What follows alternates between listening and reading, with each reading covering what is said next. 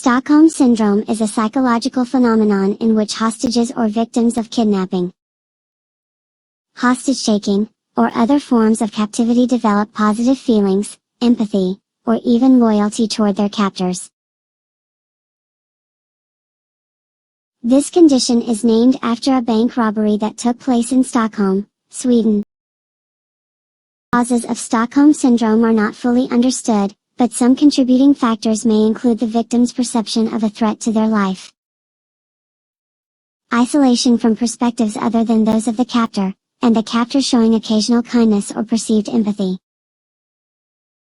While Stockholm Syndrome originally referred to a specific response observed in hostage situations, the term has been colloquially used to describe certain dynamics in relationships, where one person appears emotionally attached or loyal to an abusive or controlling partner.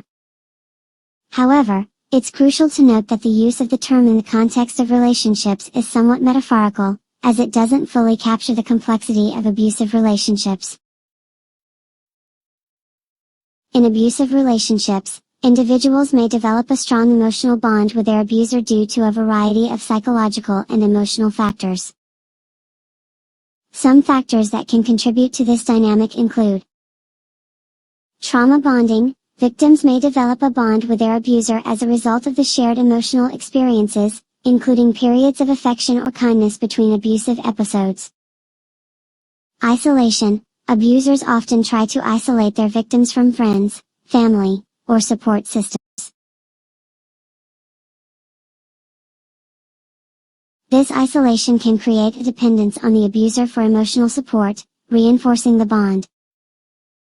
Cognitive dissonance. Victims may try to rationalize or justify the abusive behavior, creating a mental conflict between their experiences and the desire to believe in the goodness of the abuser. Fear of retribution. The victim may fear that leaving the relationship could lead to further harm or violence from the abuser, reinforcing a sense of helplessness. Recognizing Stockholm Syndrome in oneself can be challenging, as it involves a complex interplay of emotions and psychological factors. However, some signs or behaviors might suggest the presence of a dynamic resembling Stockholm Syndrome in a relationship. Positive feelings toward abuser. Developing feelings of empathy, understanding, or even affection for an abusive partner. Defense of abuser. Defending or justifying the abuser's actions, even when they are clearly harmful or wrong. Isolation from support systems. Feeling isolated from friends, family, or support networks, often due to the influence of the abuser. Dependence on the abuser. Relying heavily on the abuser for emotional support, validation, or a sense of purpose. Minimizing or denying abuse. Downplaying or denying the severity of the abusive behavior, or making excuses for the abuser. Fear of retribution. A strong fear of the consequences or harm that may occur if the victim attempts to leave the relationship. Difficulty leaving the relationship. Despite being aware of the abuse, finding it extremely challenging to leave the relationship. Periods of kindness or normalcy. Experiencing intermittent moments of kindness or apparent normalcy from the abuser, leading to confusion and conflicting emotions. Identification with the abuser.